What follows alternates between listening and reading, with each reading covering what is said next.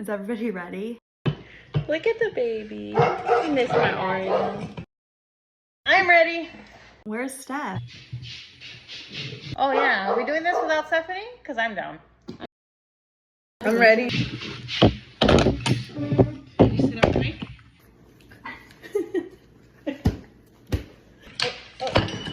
Let's go, Steph. Got dropped. It's your favorite primas. We're here. Favorite primas. It's your favorite prima. What am I supposed to say? This episode contains sensitive discussion topics, including miscarriage, abuse, suicide, and addiction. We also talk about sex. Scandalous! Welcome back, everybody. Welcome back. That's like your late night host voice.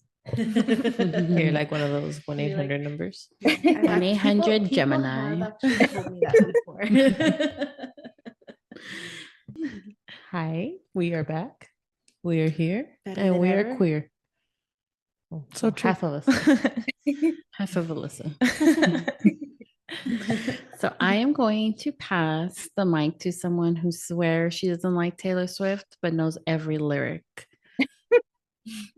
Jams are jams. But I maintain, don't come for me, audience.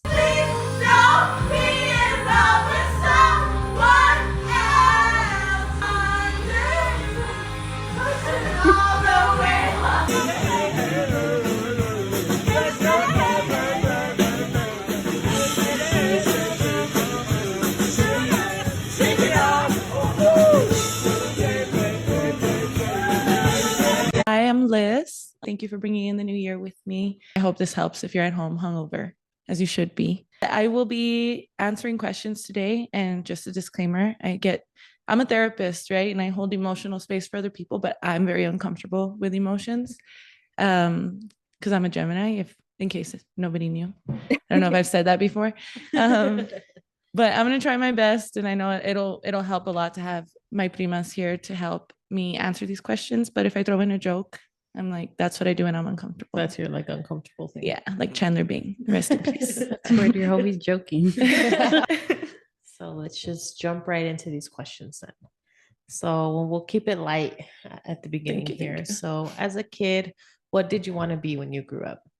So when I was little, I really wanted to be a fashion designer. I would carry around my portfolio, and like I would cut pieces of fabric off of chairs, like my dad's chairs.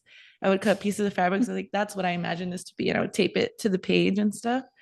And then as I got older in high school, I took, for some reason, I took the same class all 4 years. I don't think I needed that repeating credit, but I took criminal investigations all 4 years. And every year we had to do a PowerPoint on a serial killer.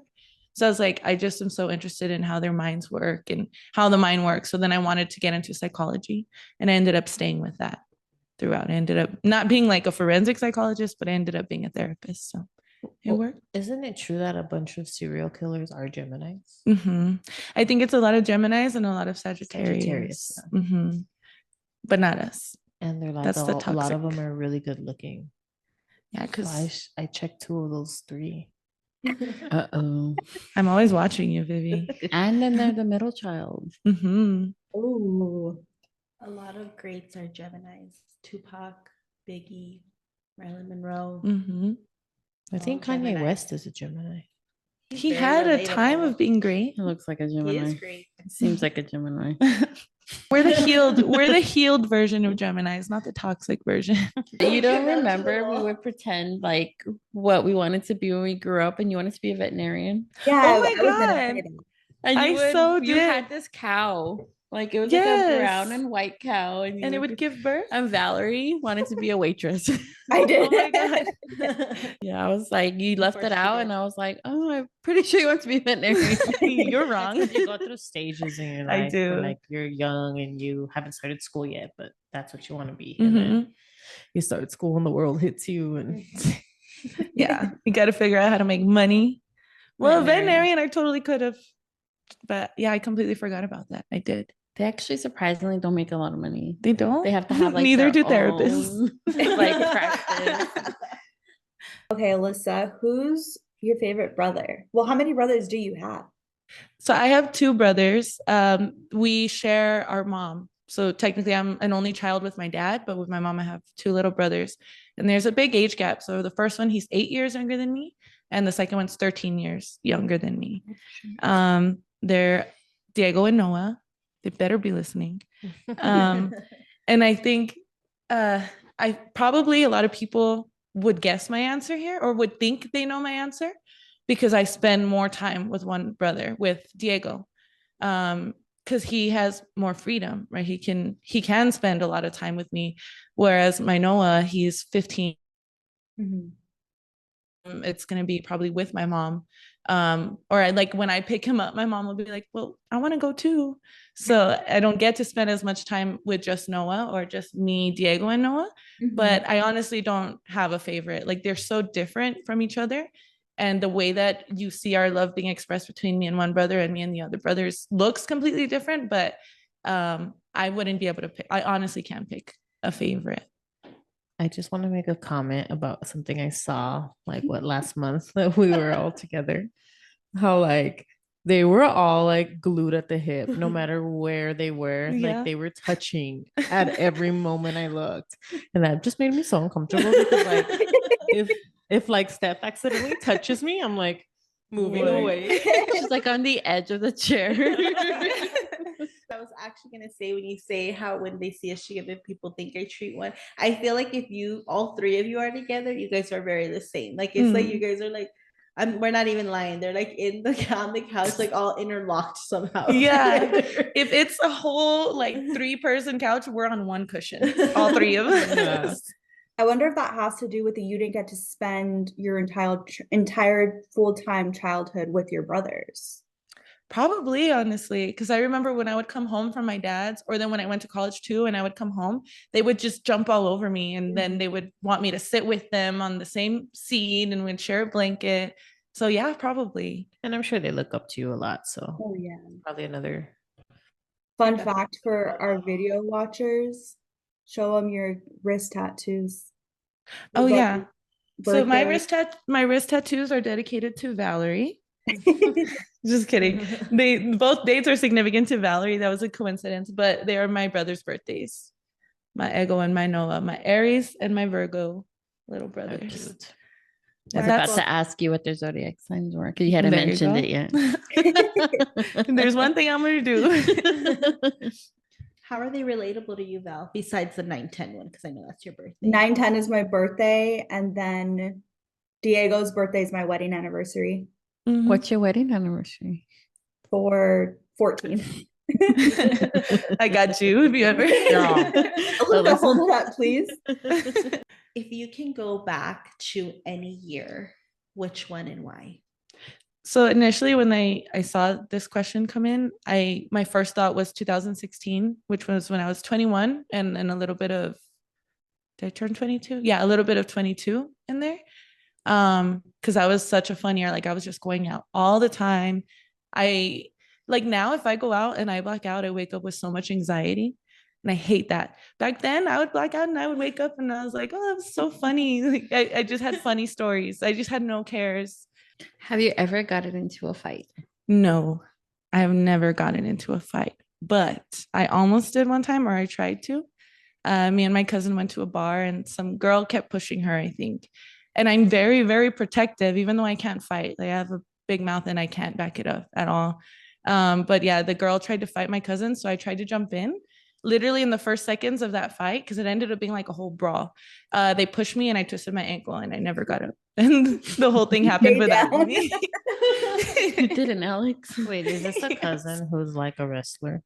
Yes. So you tried to defend your wrestler cousin? Yeah, because she was my baby cousin and I was not thinking rationally. Like she got this, but I did not realize that. Have Okay. any of you ever gotten in a fight?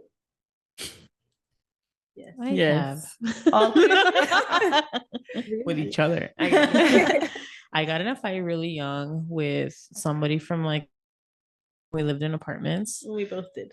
We fought sisters. You were there? Yes. All I know is I came home with like her hair extensions in my pocket and her mom at my door asking for Asking for my mom. Literally asking for her daughter's hair back. They're expensive. I- Extensions are Well, expensive. But I feel like we Mhm. never knew anything about that. And my mom was freaking out because my mom literally thought Vivian pulled someone's actual hair out, like off their head. And then so Vivian comes and like she just takes the hair out of her jean pocket and gives it to my mom. No. My mom was like, her hair. Actually, Vivian was there on my one and only fight. It was during a soccer game. And there's this girl just going at it. And then she tripped over the ball, but she thought I pushed her. And she came back and like nudged my face in. And that's all I remember. At the end of it, I was like out of it and everyone was just fighting there. But that was, yeah. And it's the only game adult, like when I was an adult, that my mom went to. She's like, I'm not coming to these games no more. What about you, Val? No. I've gotten my hair pulled from 2 different directions, but I didn't do anything. All my friends make fun of me because I was like, are you guys serious right now? When they were pulling my hair, they said I just stood there and I was just embarrassed. They were trying to start a fight with me. That's funny. Lyss, does size matter? I think we should all answer this question. But I say yes, but also it's hard because probably not as much as like emotional connection, you know, but The it, size of their I brain. might, yeah, that does. No, Say that. I think a big brain is a medical issue. Oh my God. But I feel like I would never get to know the emotional connection. You wouldn't get to that point if No. there was So for me, no girth. I'm shallow and it does matter. But when we're talking size, like what's your preference? Are you speaking length or girth? Like both. I feel like both because like Daddy, please don't listen to this. Don't say daddy. Father, please don't listen to this. I would say like it should be an average for both. I Because agree. imagine like really long and skinny. It's really like, what do short they and say? thick. It's like a hot dog in a hallway. It just doesn't work. Mm-hmm. Yeah, Who's got a hallway? It's not the size of the ocean, it's the motion in the ocean. That's not true. You can't do much with like a puddle, you know? Oh my God. I'm so confused. You would be confused. Yeah, I only half understand this. Vivian's like, okay, I'm gonna hit out. What is average to you? Measure with your hands. what? Because For the video. I would say like Gonna measure. 6 or 7 is okay. It's kind of big. 6? I think maybe 5 is okay. I think average is 6. I think average is 6 to 7 inches. Mm-hmm.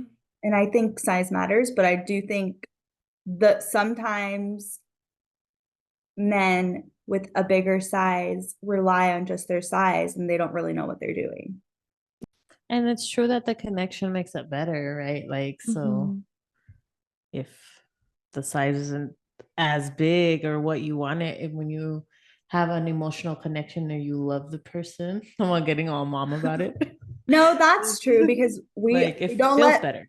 yeah, well, we don't let men judge us, right? We're like, oh my gosh, if you don't like small boobs, you're shallow, but they're also born with their penises and can't change the size of their. So maybe we shouldn't be that hard on them. They could change the size just like women can change the size of their boobs, just so you know. Does Mhm. it still function when you change the size? Yeah, I think so.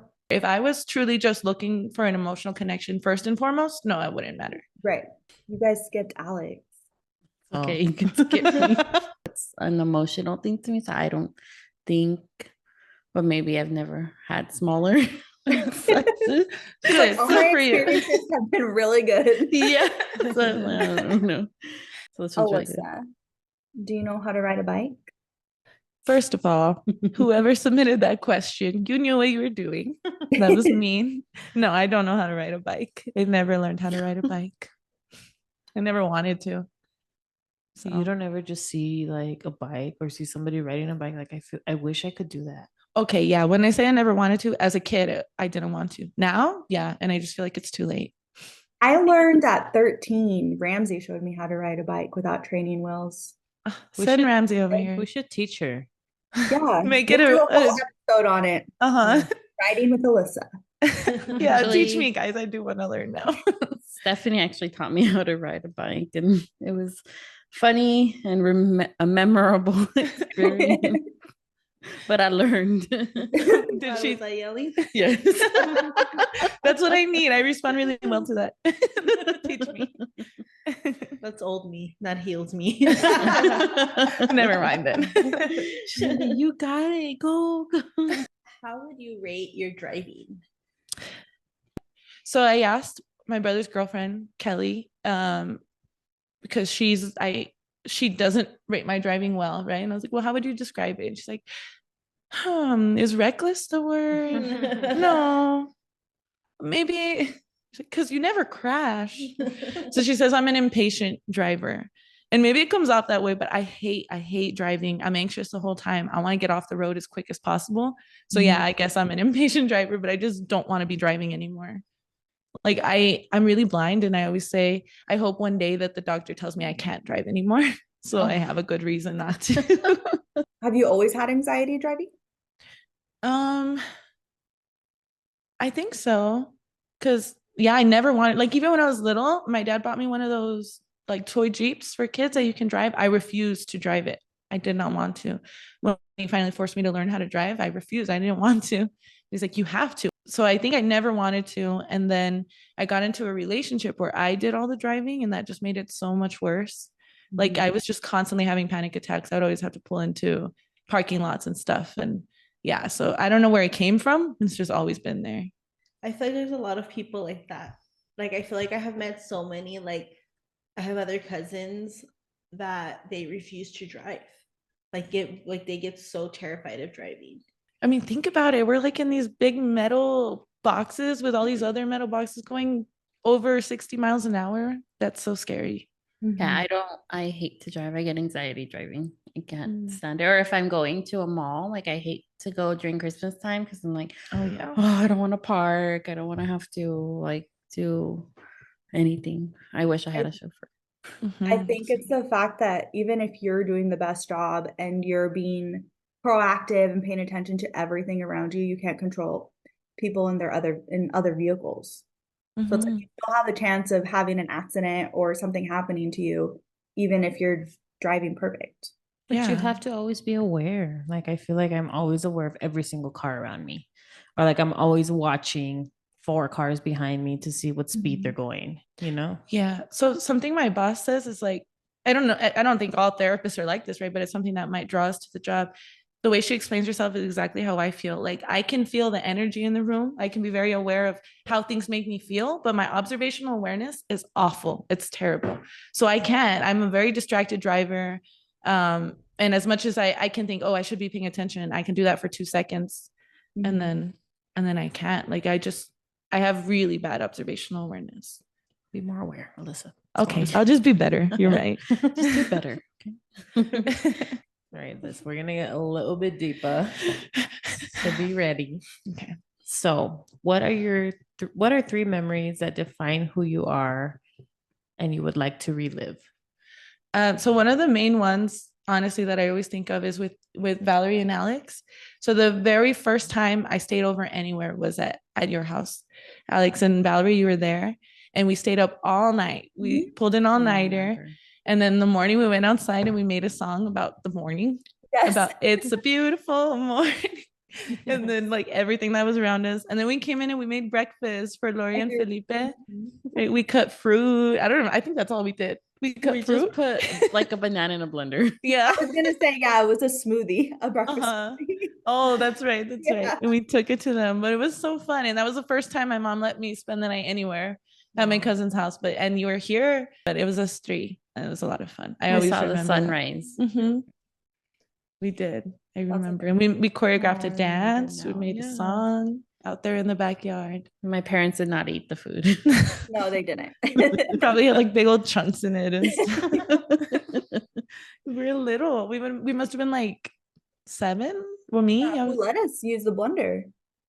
They were asleep. They didn't know.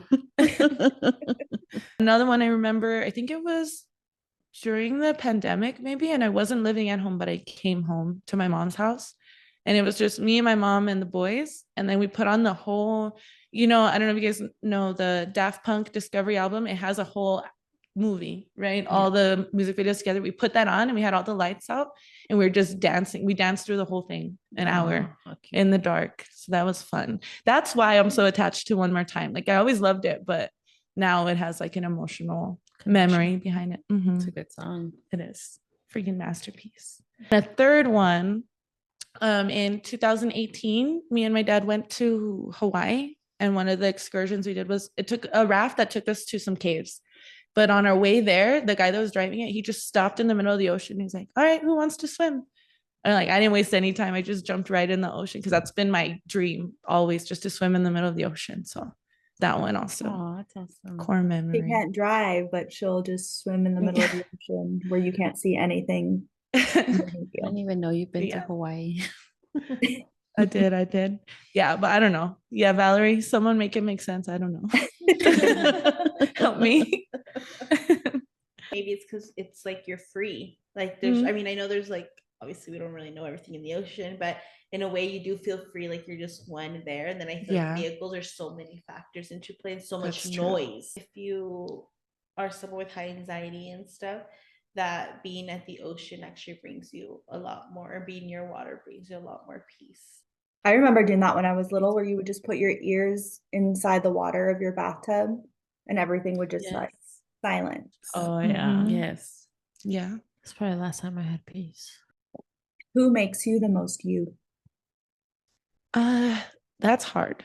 Like, I think in a lot of places after some time I can be completely myself. I think the reason I feel like I can be me around certain people is because of my dad, though. Like, he's the start of it all. So like throughout my life, anything, the worst thing I've ever done, I could tell him and there would not be a big reaction or anything. It would just be like, if he was disappointed or something, he would sit me down and he would talk to me. But even then, it was like, I'm not judging you.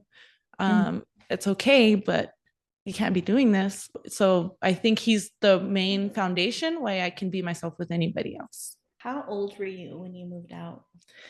So I've moved out 3 times. The first time I was 18 and I went to college in a different state. So that was the first time I moved there for a year. Second time I moved out not even knowingly. Like, I got into a relationship and I slowly started spending more time at his house. And then before I knew it, I was living there for 2 years. But the one that I really count is when I decided to move out recently. So I don't know how old I was. I was 26, 27, I think. And I moved out to my own apartment with my roommate, who's also my best friend, Monique. And I know we mentioned it in your episode, Vivi, right, where it works out because she doesn't really live with me. Because right now she has her own life going on, and she ended up moving in with her boyfriend because that's what was best for her at this time. But in the beginning, she did live with me, and it was a summer party every night. It was so fun. But now it's like I live on my own, and I love it. I always thought of this day, like, my parents were great, but they were divorced, so I always was going back and forth and worried like they're gonna think I spent too much time with this parent and vice versa. So now all my stuff is in one place. I worry a lot less, have a lot less anxiety. So this time is the one that really counts. And have you had any recent fallouts? Quite a few. And I won't go too much into detail, but since 2021, I lost a best friend of 17 years then, and it kind of just started a domino effect. I lost another friend, and then recently I lost contact with a cousin that I was very, very close with. And it's not like I lost her because she'll always be my cousin, but we've lost contact. And I just think it's sometimes the way life goes. I've also brought really new important friendships into my life. I've grown closer with you guys here, and I feel like sometimes life just does that to make room for what you need. I'm getting better at boundaries. That's part of it too. So I try not to dwell on it too much. I think it's definitely growth. Mm-hmm. Because I think even for me personally, as I've started healing and stuff, I feel like I would rely on validation of others. not necessarily like in a partner or a man, like Mhm. even in other people. Like I felt like I had to have validation from others, or I would get close to people, or have to tell them my ideas, or have to make them have a buy-in and wanting to do things with me. Mhm. And that validated who I was as a person. And then I Yeah. think once you realize some friendships weren't healthy, or once you realize some relationships weren't healthy, even if it's family, right? Mhm. Once you realize those things aren't happy, and you like start becoming, it kind of makes you grow up. Yeah. It makes you kind of be like in love with yourself and get confidence in what you're doing. Like, I don't need validation. And I actually think once you get to that point in life where you could sit alone, where you could be alone and you're Mhm. good, friendships are different, Yeah. because then it's more of you're adding value to positive things. You can have very toxic friendships where it's like, you didn't answer me, you didn't Mhm. call me, why didn't you come to this, why didn't you come to that, like I can't believe, you know what I mean, like Mhm. you know, you've been my friend for this long and you don't even care. And Yeah. sometimes it's really not like that, you know what I mean? And then so I think that's really, really good. I also Right. think you can have different friends for different things, if that Mhm. makes sense. So I have friends that I know I can just go to lunch with and just have a fun, easy going lunch. And then I have friends that I really confide in. And sometimes they just have no reason anymore, and you just got to give them the boot. Yeah. And it's hard. I think though, in the past, I would have been in a very different place where losing people would have been just devastating. Mhm. And now it shows me that I'm growing. I see it that way now. Yeah. And do you miss any of them or? Oh yeah. Well, I'll say the best friend that I lost that had been my best friend for 17 years. I reminisce on our memories, but I don't miss that. When that friendship ended, I just felt relief. And that's no disrespect to her, because we had a great friendship for the most part. But the bad part started to outweigh. And a couple others, I feel like it happened for a reason. My cousin though, yeah. Yeah, I miss her a lot. Mhm. Talking about lost relationships, has your political views affected any of your relationships with people that you're close to? You know, none of the falling outs were due to that, but it definitely has affected the way I feel in certain relationships. And it's been relationships with people that it's one or the other. It's either on one hand, there's somebody who's close to me that they'll never leave my life, so I just have to adjust, or it's someone who was never really that important to me that I just deal with it. And the relationship maybe wasn't great and it got worse, but it's not a big deal. But I think it's something we kind of all can struggle with at some points. It's a delicate. I mean, they do say like you never should bring, politics into like family and conversations, but I always feel it is kind of hard, especially to me. Like, I don't feel like I'm a super political person, but I feel like I am like a humanitarian, like things that are like inhumane, like those things, like, and it's kind of hard because when you see people or even people that you love, like have no issue with what's going on, it's kind of like, who are you? Like as a person, it's kind of hard to unsee it sometimes, especially if you do get heated. And I think a lot of us are very like strong on that. So I think sometimes like I've been in that where I'm like, how could you even think this way, or how could you validate this, or how, like, you know what I mean? So I think it's really important to remember that just how our opinions are really important, other people's opinions are really important too. And you have to just respect them, even if you don't agree with them, especially family members or people that are older than us that just grew up differently.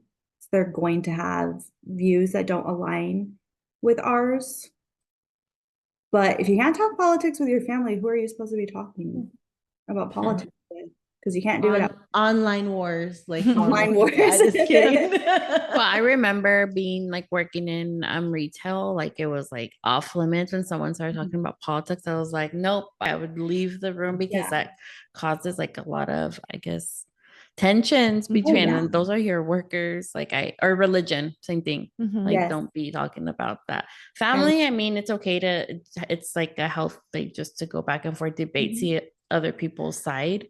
of Mhm. how why did they think that way. So sometimes it's okay, but I remember, and actually, this was during the time that I think it was Obama during that political campaign. I had two managers who were like older, and they were like freaking out about Obama like winning. Like they were literally thinking the world was gonna end. I was like, oh my gosh, what is going on? Or you know, like I'm just shocked you were working during the Obama campaign. I wasn't even old enough to vote. That was Thank the you, first Val. time I was able to vote that year. Yeah. Yeah. Girl, Oh, wait. That's when I had a child. Oh wait. Oh wait, I was in 8th grade. The role to it always, and that's what I always try to tell myself, is like, I know that I love them and they love me, but sometimes it's hard to look past it, and sometimes you just have to try your best, but it can be hard. It's because there's always the bigger picture, right? Like the little people suffer over it. And it's like, well, they had to die to get what we want, you know? And Yeah. it's Yeah. ridiculous, honestly. That's where I have a harder time, where I won't agree to disagree. If you're trying to say someone is less deserving of basic human rights and life, then yeah, it's going to be that question: who are you? Do I even know you? And so I've questioned that about people who are super important to me and that I love, and it changes the whole relationship. The whole dynamic of the relationship changes. I could see that for Mhm. sure. Alrighty then. So we did get a question about abortion. So what is your take on abortions? Yeah, I first want to point out that whoever submitted this question said abortions question mark. So I mean, my thoughts on abortion: I'm pro-choice, whatever your choice is, right? If you don't believe that's a right thing to do, then don't do it. Right? I think the question was, have you ever had any abortions? I was can about answer to that too. say. I've had one, and I also miscarried once, and I feel like people don't understand that that's not just like I'm just gonna go get an abortion. I'm just let me go. They're handing them out, let me go get one. There's still a lot of emotion. There's still a lot of thought and choice that goes into that. That's the whole thing behind pro-choice. Like you get to make your own choice, and you have to sit and think on it and pick what's best for you. And everyone has their own reasons. It doesn't have to be a meaningful reason to me, but it'll be meaningful to you who's making that decision. And I mean, I've been in that position. I know it's not easy to make that decision, but sometimes you have to, or sometimes you want to, and that's okay. I don't think anyone should ever tell you what you want to do with your body. I don't understand why it's such a big debate. That's just my stand. Just let them do what they want, their I can body. tell you why it's a big debate. It's because it's a woman's thing, and we're seen as less. We're seen as a vessel for something else. We're not seen as a whole human, just like men. Yeah. Not all men are like this, but men can easily take themselves out of the equation. Oh yeah. Easily just be like, and in a way they are kind of having their own abortion. Like if you think about it, like just because it's not physically happening to their body, a lot of times, and again, I'm not saying this is all men, because there are very good men that don't do these things and take responsibility, but there are a lot of men that can easily run away, never have to pay a cent, never have to help with it financially, or even just be there for the child. It's just, unfortunately, it is a lot more common for the man not to be around versus a woman. You know what I mean? Yeah. So sometimes a lot of people don't understand that part. I mean, I could have a personal opinion about it, right? I don't necessarily feel I would ever do that, but I would never vote against women not being able to have that right. I think it is a woman's right to do that. And I would never be that person. I'm going to go rally against that at the clinic, or, and I am religious, but I think it is your choice. And besides that, like, sometimes you could do more harm bringing a child in, you know what I mean? And sometimes the situation, I think there's so many situations that should be necessary, so but I think it should be our choice 100% all the time. I'm definitely that pro-choice. Because it's never a black and white No. decision for anybody. Also, just want to say that I think it's really cool that you're sharing about your Yeah. miscarriage, because I think a lot of women don't talk about it, and it makes you feel, I don't know if it's shame or embarrassed. I don't know why everybody doesn't talk about it. I feel like everybody, a lot of people can relate to your situation. So I think that's really cool that you shared that with us. Yeah, I didn't make eye contact with the camera, but I shared it. But no, yeah, I think it is important to share and to talk about. I luckily had the best support system during that time. So it was good. It worked out. So we're gonna get into your relationships. Have you ever been in a toxic relationship? Exclusively in toxic relationships, but specifically one, my first serious relationship, the one where I slowly moved out, like that happened because it was toxic, right? And typically a toxic relationship moves really, really fast in the beginning. There's that love bombing stage, right? And then things just get, um, probably it happens over time, but it's hard to notice because it's subtle. And then suddenly things are really, really bad. But yeah, that relationship, it doesn't even feel like it was my life. Like it was so bad. Um, I was in it for 2.5 years, and all the boundaries I can set now, all the growth I've done is because I had to go from one extreme to the other. I had to, like, in order to save myself, basically. It was codependent. He was an addict. Um, it was abusive in many ways. It was just every definition of the word toxic you could think of. It was there. Um, yeah, so there's so many things that I just don't talk about that relationship, but I can say, yeah, it was toxic 100%. Do you feel like that was like your first relationship? Because I'm not too sure. Like to me, I never ever saw you like being with like someone or, but I didn't know if that was because you were private or was this person like your first actual real boyfriend? No, yeah, that was my first real relationship. I had like I dated people for months, like months long periods, but it was never a commitment. And I even before I ended up in that relationship, I was convinced, I was like, I'd never want a relationship. I was never interested in it. Commitment just wasn't, I mean, I didn't have any role model of commitment for me, any like healthy relationship. So I just didn't believe it was a real thing. I didn't believe it existed and I didn't want it. But that relationship, just before I knew it, we were just talking, we were just hanging out. And before I knew it, I was living with him. And I never intended it to become a relationship, and it did. But yeah, it was my first one. If you could go back and tell yourself something while you were in that relationship, what would it be? Um, I would say basically like the main thing is love is not enough. I think through a lot of things, it was just I told myself this hurts, this sucks, but it doesn't hurt as much as it would hurt to leave him. And I would tell her leaving him would hurt way less. In fact, it would feel really, really good. But yeah, that's the thing that through the worst things, I was like, yeah, but it would be way harder to leave. Like I love him so much. And I don't think I did. I don't think I loved him. I think I was just very attached, very dependent. And I don't think he loved me.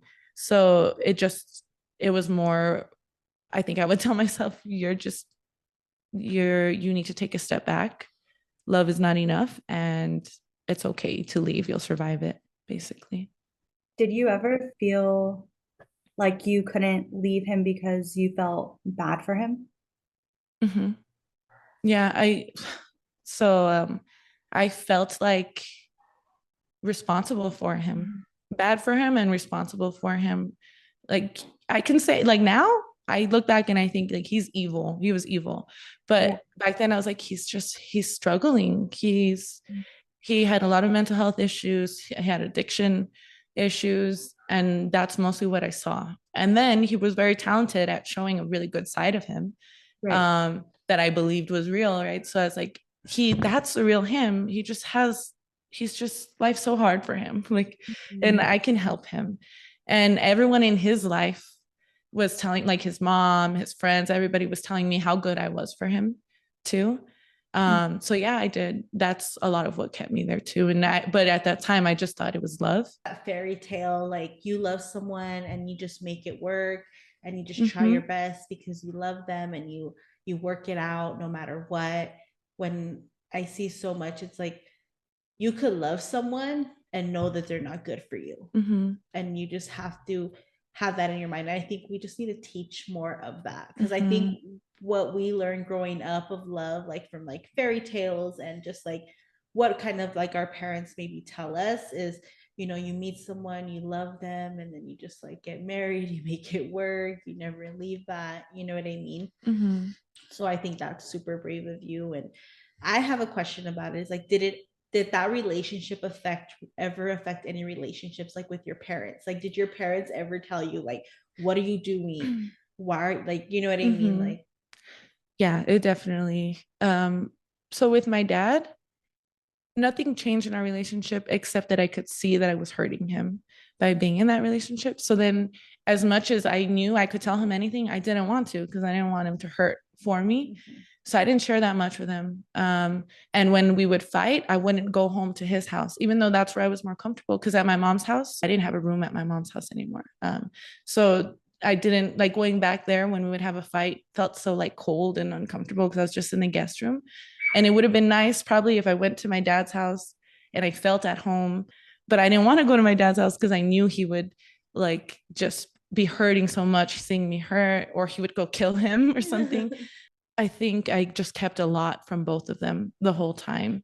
And I didn't have to, but I just it was all in my head. Like I didn't want to stress them out or affect them. I also feel like being with an addict too, you become an addict. Oh yeah. You Yeah, know? I And was. I think that's something, because I feel like me and my sisters, I think, went through, because I think my dad was like an addict for sure. And I feel like it did become our issue. Like where we were always trying to like do certain things a certain way, or to hopefully make him stop, or to make them see differently, you know? So I think it definitely becomes and I think we had a family member who was a recovering addict, and he would help so much. And he would always say, you can't let it be. You cannot let it be your addiction too. Yeah.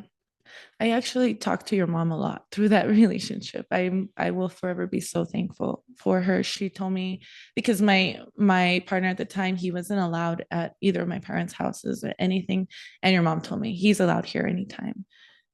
Because she knew like that's what it took for me to be able to go to someone and talk about it. So I'm forever ever thankful for her. She's an angel, that woman. She is. Back to what Stephanie was saying about our parents telling us that you got to stick it through. I feel like I had the opposite parents, where they always told me like what your worth is and everything. And when I would meet certain people, men that didn't come from the same household that I came from, where like if they were missing parents or their parents were mean to them, I felt so bad for them. And I was like, here I am, like I have a beautiful family. I can bring them in, I can make them better. And I did not make them better. So I feel like, I don't know if it's women that we just maybe feel like we have to take gravitate everybody and everything. But that's one thing that I don't think I could put on my parents, because they always told me, value yourself. You don't need to take crap from anybody. Even when I was in my toxic relationship, even Grandma Lulu offered me money so that I can get out of my lease. And in my head, I was still thinking like, wait, if I get out of my lease, where's he going to go? What is he going to do? When that was never our responsibility. Yeah. Whatever you want to share. But the question is, what's the craziest thing happened while you were in that relationship? So I feel like I've gotten deep already. So I just want to put a disclaimer that the craziest thing that happened isn't going to be like cute crazy or funny crazy. Like it was mostly bad. And I feel like the worst thing, the craziest thing, I won't share, but I can share a little story. So one time, I think it was during COVID. During that time, I was pretty sure he was cheating on me, but I couldn't prove it. And then one time he asked me to take him to a friend's house to pick something up. So I drove him there. And when he was inside, his phone was connected. He left his phone connected to my car. So I called the last person, someone named M, that I kept seeing pop up on his phone. I was like, who is this? And it was his ex. And I was able to see all their messages. And I don't think it was proof, but like a pretty good indication that he was cheating. And so when he got back in, my plan was I had to go take him somewhere else after that.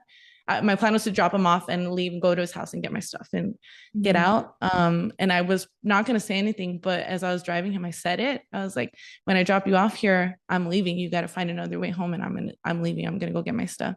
And he started, I feel like this is so dramatic.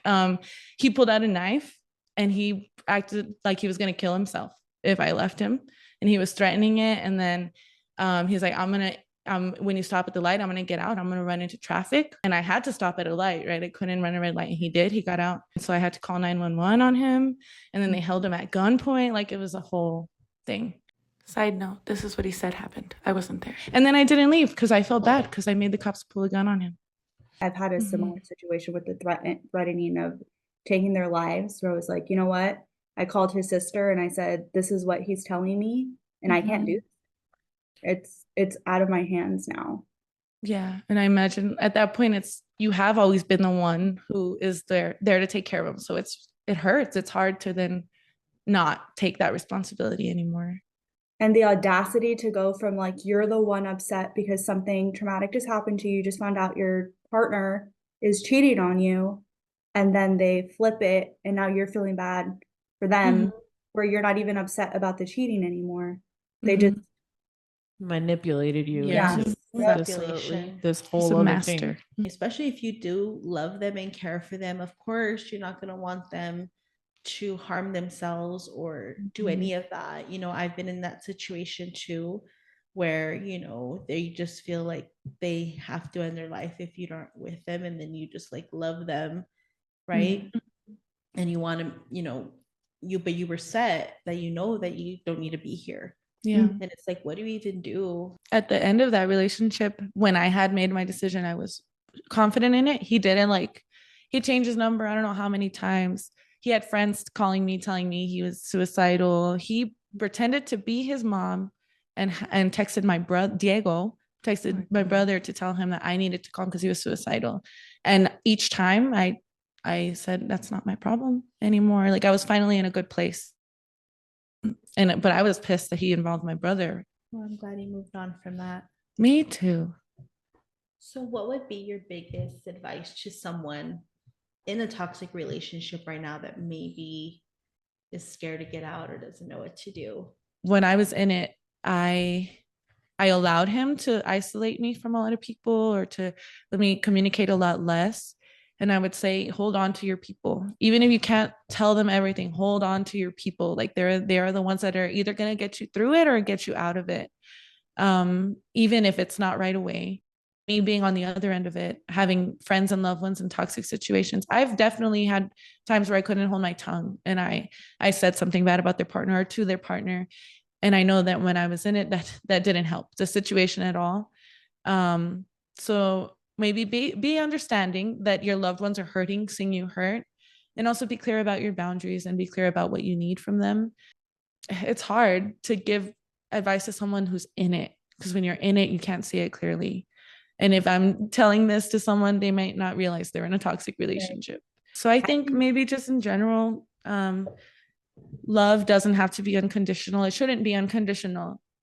You can forgive them if they make like a silly mistake or if they have a bad day, right? But if they are treating you like less than a person, if they're calling you terrible things, if they put their hands on you, any of that part shouldn't fall into the unconditional, right? You deserve to be treated well. You deserve to have your boundaries respected. You deserve to be respected as a person. And it's okay to put your foot down, and it doesn't mean you don't love the person, right? But you got to love yourself more. For me, I think my wake-up call is always thinking, what would I do if this was my best friend or my mom? Would I be okay with them being treated that way? Why am I okay with me being treated that way? Even when we talk bad about ourselves to ourselves, right? When we're like, oh my goodness, we're over. Would we say that to our family members and our best friends? No. We just need to treat ourselves with love and kindness all the time. Actually, that's what helped me, Val, when you said, would I let my mom or like my grandma be treated that way? For me, obviously, since I'm a mom, I always would think about that about my daughters. Like I always would think, you know, like what would I do if this was happening to Mia? Like what would I be doing? Like, and I would always tell myself, I'm like, oh my God, I would have kidnapped her already. Like I would have taken her. I would, you know what I mean? And I think if you're a friend watching, you know, if your loved one is in a toxic relationship, I think the best thing you can do for them is always be there, like unjudgeful, because that's when you also start isolating yourself. You know, I've been that person too, where I'm just like, oh hell no, like, and I'll be super confrontational with the partner, like, you know, like with my loved one's partner, or you know, I would even be that way, you know, seeing my mom go through that, I would even be that way toward my dad. You know what I mean? And I think it definitely affected my relationship with him. So I think now, me being in one and then me watching one, I think that's one thing, is like, know how much you love your loved one and don't give up on them, and still check on them, because you don't ever know when, because sometimes you will isolate yourself so much, you literally will have no one to call. And you want your loved one to have somebody to go to when they're ready. Yeah, When and they're then I ready to also come out of feel it. like when you're in a relationship like that, you hear it from so many people, like the bad, like, oh, like, why are you still there? And I can't believe he's doing this and that. And you already know, all these things. To hear it from another person, it's not going to change anything. So I do feel like you need that person that's just going to be like understanding, even though they have to bite their tongues, you know, but at least, you know, like, you can come to me, you know, like, I'm not going to judge you. I won't badmouth them if that's what you don't want, you know, like. It's a balance too, of not neglecting yourself to be there for other people, but it's not easy, right? It takes a lot of effort. Do you want a relationship right now, or are you waiting for the right person? No and no. Like I said, I think I never wanted a relationship, and I just ended up in one. And then after that, I ended up in another toxic relationship, a lot more short lived. I recognized it a lot earlier and got out of it. And then after that, another, just kidding.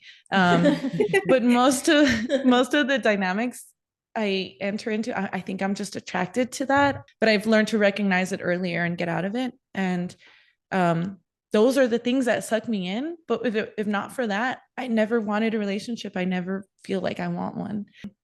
But I also, if I meet someone and I enter into something, even if it's casual, I'm open to the idea. If I get to a point where I feel that I can trust them and I feel like it can be something good, then I'm open to the idea. They do say if you're desperately looking, you're going to find someone desperately looking. And when they're desperately looking, they're putting on their best face, their best act, and you're just going to end up in the same situation all over again when their mask falls. I do want a wedding, not necessarily a marriage, but I want a party where I wear a big dress and I'm the center of attention and I get to dance all night. 30th birthday. All my, that's 30th true. birthday. I'm gonna wear a wedding dress on my 30th birthday. Do you have any FWBs? No, I think that some men are really bad at those. Like they don't know how to have something casual while also treating someone or seeing someone like a whole person, or else they want the other extreme, like then they want a whole relationship, and like it's somewhere in the middle. And I think a lot of men are really bad at that. So I don't know Get how I their feel. egos hurt. I feel. Or maybe you're just really good that they're like, oh, I need to wife this girl. You know, wife you me up. I mean, see, and that's sad for them because then I can have that with anybody, but they can't if I'm the good part. Do you think you have trust issues? Heck yeah, I do. A lot. I have trust issues. I do always question people's intentions for me. I'm traumatized. If Alex's phone was next to me and it lit up, I would not look at it. Absolutely not. I just have bad memories of looking at someone's phone. I'm so nosy. Like if I'm at a store and a message comes up, I can see their phone. I'll read it. I know, she said that to me. She's like, who are you texting? And I'm like, It'll be like No, a stranger in front of me. I'm like, I wonder what they're saying. I'm like that with strangers in public. I'm always getting in trouble with Connor because we'll be eating dinner and I can hear the entire conversation next to me or behind me. And I'm like, they're going through a divorce and their sister doesn't love them anymore. And Connor's like, can you enjoy dinner with me, please? Stop listening to other people. You're like, I am enjoying it The very man much. matters. The opposite will be like, oh my God. Like, we won't leave the restaurant until we hear the end of the conversation. So, when did you realize you were, it says when you were gay or I guess bisexual, and was it scary? A lot of times people are like, well, did you always know? And I don't think so. I can't think of when I was little because I just didn't know that was a thing. And I knew I did like boys. So like, I didn't think of anything else. And then growing up, I got really into, so I was super into One Direction, right? And then I was, some of you may know what this means. I was a Larry shipper.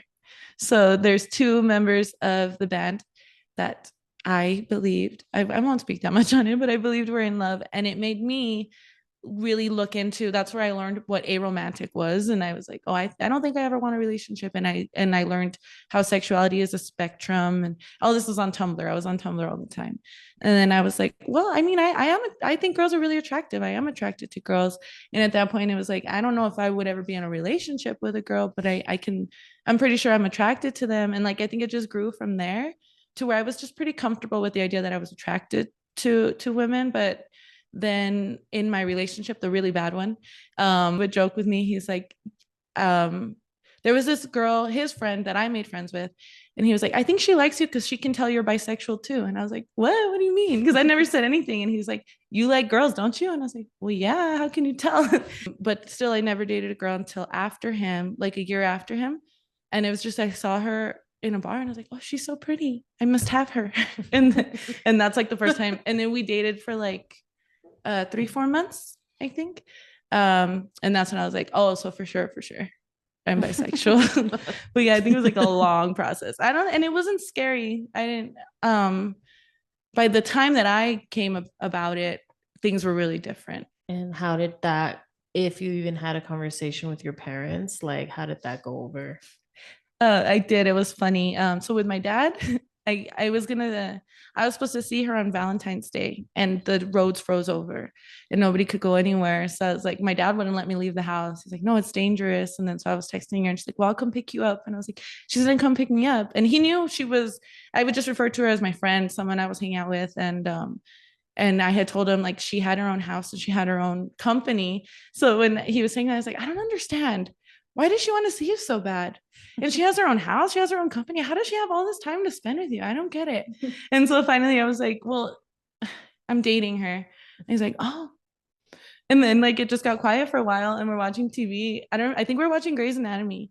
And Meredith was on the screen. And he's like, I never thought she was pretty. Do you think she's pretty? What do you think? Yeah, I think that was a really good experience with my dad. And then he's like, all right, she can come pick you up. And then with my mom, I didn't tell her till that ended, because it ended in a really dramatic way. Like she brought another girl to the bar when she was going to be meeting me there. And my cousin was there with me, the wrestler, and she was drunk. So she was angry. She went and punched this girl in the face. Oh, shoot. Oh, I like that. Yeah, she had my back. So I wanted to tell my mom that story because it's a funny story. And in order to tell her, I had to tell her I had been dating a girl. And it was kind of like, she was like, oh, so do you think it's because of your relationship? And I was like, no, it doesn't work that way, Mom. I like both. And it was just very, very simple conversation with both of them, like very nothing conversations, which was good. That's funny. I feel like your mom's always so curious. Mhm. I feel like she always asks all the follow-up questions. Yeah. For sure. Like she's like, Well, that tells you she was like uncomfortable. this, or do you do it like that?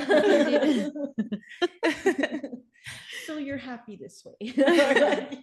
This is what you want for yourself. I love it. She's so funny. So I have a final question for you. Do you feel like you're gonna have kids or want kids? I've always wanted kids and I want kids. I used to say my ideal situation was like, I would say it this way, I didn't mean it, but I was like, I would want the dad to not want anything to do with me so that it could just be me and my kid. Like that was my ideal situation. But it's okay if they want to stay. I always saw myself being a mom. I could understand why you would say like just be me and my kid, because sometimes situations are hard. Like if you're both not in it or you're both not in that relationship, things can be hard, and people could even change once you're not in a relationship. Like I've seen that happen so much, like where they're all, he was such a great dad, and then they're not together no more, and now they're just like MIA, or Yeah. Or like in Alyssa's situation, how both of them really wanted 100% of Alyssa, so that's hard, I feel. Yeah, Like, it was.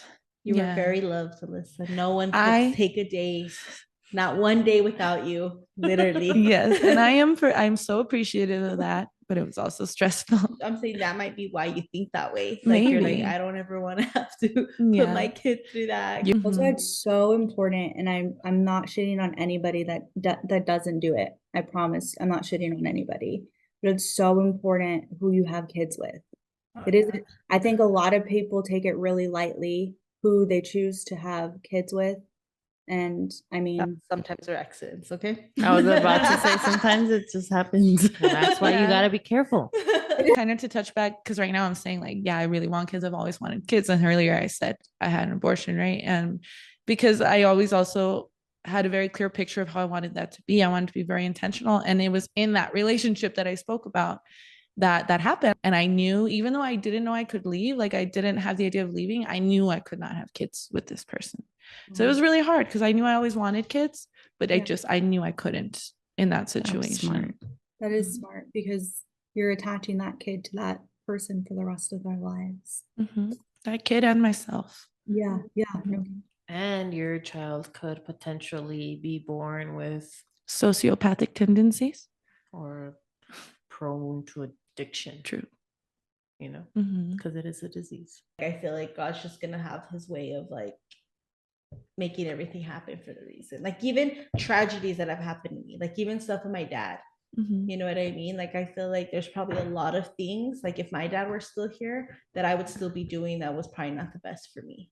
Like of course I'd want my dad here, and like if I can go back 100%, like I would make sure he stays with me, Yeah, of course. But like I just feel like sometimes like the path is just like what has to happen has to happen. Yeah, I think that's something I like to tell my clients a lot, is that it's hard to say everything has a reason, because if something really terrible happens, that's the last thing you want to hear, right? But it's more like you have to give everything a reason in order to survive it or keep going.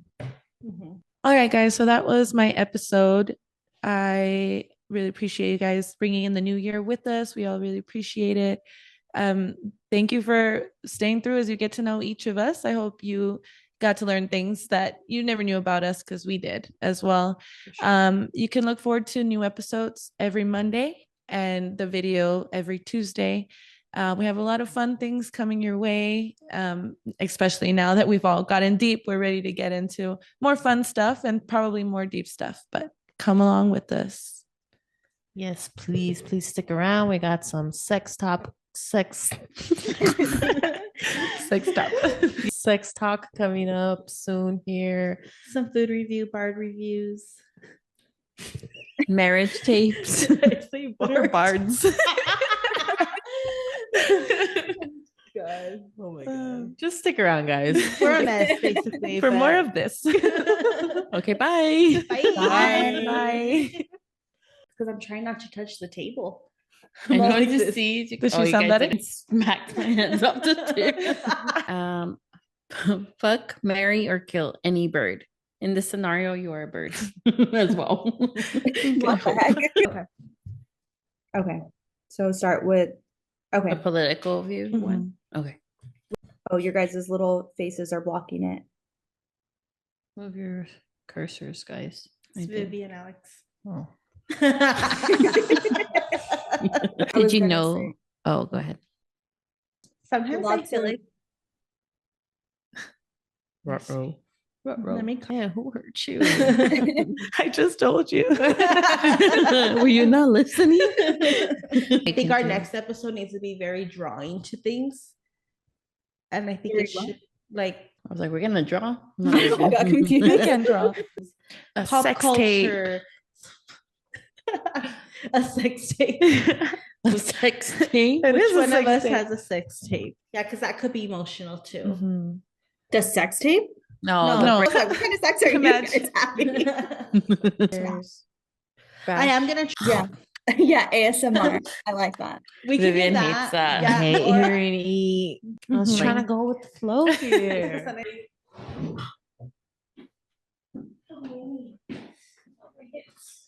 Like crip walk.